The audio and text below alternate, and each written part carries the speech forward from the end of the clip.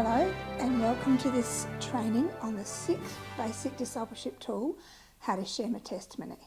So we'll start with the 15-second testimony and then we'll add in the 3-minute one. As humans, we all love a good story, and over the years many beautiful stories have been recorded in song, and they've been used powerfully to pass on traditional values, knowledge, love hearing stories. The Bible is full of stories of Jesus meeting people where they were at and showing compassion, grace and love, and by his words of life brought life into people that were far from him. The classic one is John 4:28 of the woman at the well. When Jesus spoke into her life, she received new life and ran back to the village, it says, dropped her water jar and ran off to the village to tell others what Jesus had done for her. So whether you're an older person, a younger person, no matter what culture or background, or if you've been very religious or not religious, then Jesus has a word for us where his grace, love and transformation can change lives. And that's who we are now, his ambassadors, his representatives here on earth, to keep telling the story, our story, God's story, as we engage with other people's story. So sometimes we're a bit scared about talking about Jesus or opening up the Bible, but a great way to start and sow the seed is to tell our own story. Our personal testimony can be very powerful because it's our story. It's not a discussion, it's our story. So nobody can say, oh, that didn't happen or that's not true. It's our story and we know it happened. So we're going to be looking at the contrast of what we experienced before we met the Lord and then afterwards. I'm going to give you a simple way of recording that, and we're going to practice it over and over. And it's important to ask the Holy Spirit to help you adapt it into the particular needs of the people you met. So when I once met a lady who had been abandoned by her husband and really not supported anyway when he ran off with her best friend actually, what can you say to her? My 15-second testimony and just a normal discussion of life went like this. There was a time in my life when I didn't even like myself and I didn't really think anybody liked me. But I met some people who talked about Jesus like he was actually still alive today, and they told me how I could know God's love through Jesus. So I invited him to my life, and since that moment I can honestly say I have felt held in the great love of God through all the challenges of life, and there's been heaps. That probably took 25 seconds, but you get the idea. It's short, it's an issue that we experience in our life that identifies with where those people are walking at the moment. We declare something of how Jesus intervened, and then we boldly proclaim the facts of what we now experience because of Jesus' love and his Spirit in us. So we're going to grab a piece of paper and a pen, and we're going to start this journey together. Pause and talk for about 5 minutes. Who are you more comfortable sharing with? People you already know or people you don't know? And why do you think that is? Then secondly, what false fears keep you from sharing your story, your testimony? And what makes a testimony effective? And where does its power come from?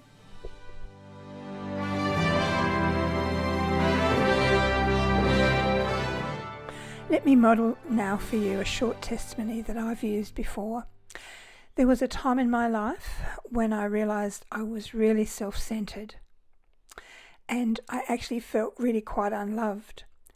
But then friends around me let me know I could know God's love through Jesus. So then I turned my life to Jesus and I began to follow him.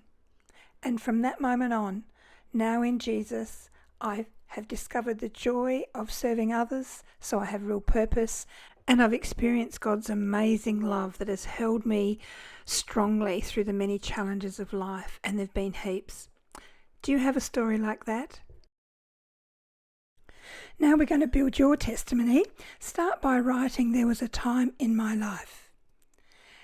And we're going to actually practice this by tossing a soft object like a ball around the room. And the person who catches it has to practice saying, "There was a time in my life." Just keep it going till everyone's finished.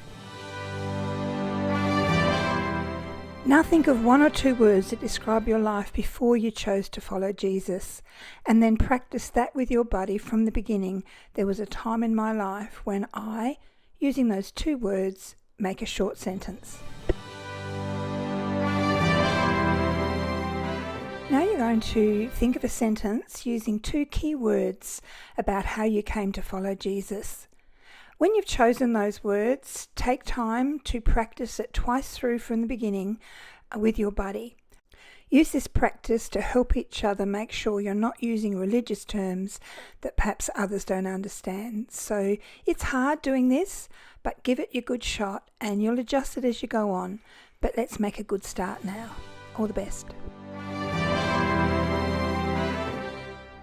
Lastly, prayerfully think of 2 words that describe your life now that bear testimony to the work of Jesus in your life. They'll probably be opposite to the 2 words you used when you first started. When you finish that, take some time to practice with your buddy right through now up to this point and add in at the end to the person that you're sharing with. Invite them into the conversation by asking, "Do you have a story like that?" and ask them to respond to your story. So now go ahead, complete your testimony and share it twice through with your buddy. I encourage you to write out a 3-minute testimony this week by yourself at home. It's harder than you think to find words that aren't religious, so perhaps listen to others and make changes as you practice together in the coming weeks. The more you practice, the easier you'll find it when you have an opportunity to actually share with someone outside the church. Base it on the same as your 15-second testimony, but with perhaps more detail. And I often start myself with "There was a time in my life," as this makes your story personal. So here are some tips to remember as you write yours this week. Jesus told his followers, "You are my witnesses of these things." As followers of Jesus, we are witnesses too, testifying about the impact Jesus has had on our lives. Your story of your relationship with God is called your testimony. Everyone has a story, and this is a chance to practice yours. Choose 1 or 2 followers to participate with you, then pick 5 names from your list of 5 and make sure you choose people in the category of non-Christian or unknown spiritual status. Then practice your story of Jesus. By having a practice partners pretend to be one of the people you chose from your list of 5, practice shaping your story to make it specific for each of the 5. You should be able to share a short version of your story in about 3 minutes. There are endless ways to shape your story, but here are some ways that we've seen work really well with others. You can share a simple statement about why you chose to follow Jesus. That works well. Or you can share your before and after story, what your life was before you knew Jesus and what your life is like now. That's simple and powerful.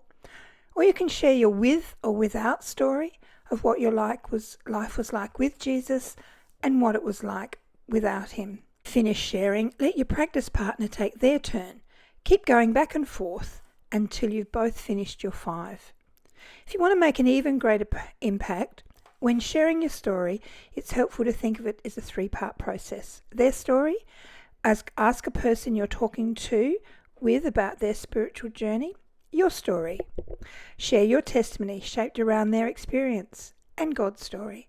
Finally, share God's story in a way that connects to their worldview, values and priorities. If you're worried about how to get started, just keep it simple. Just share a statement of why you decided to follow Jesus. Remember, God uses your story to change lives, but we're the ones that get to tell it. So our 15-second and 3-minute testimony is the 6th simple tool in the Basic Discipleship Toolbox. And be encouraged, very encouraged, because Jesus says, "Lo, I am with you as you go and make disciples."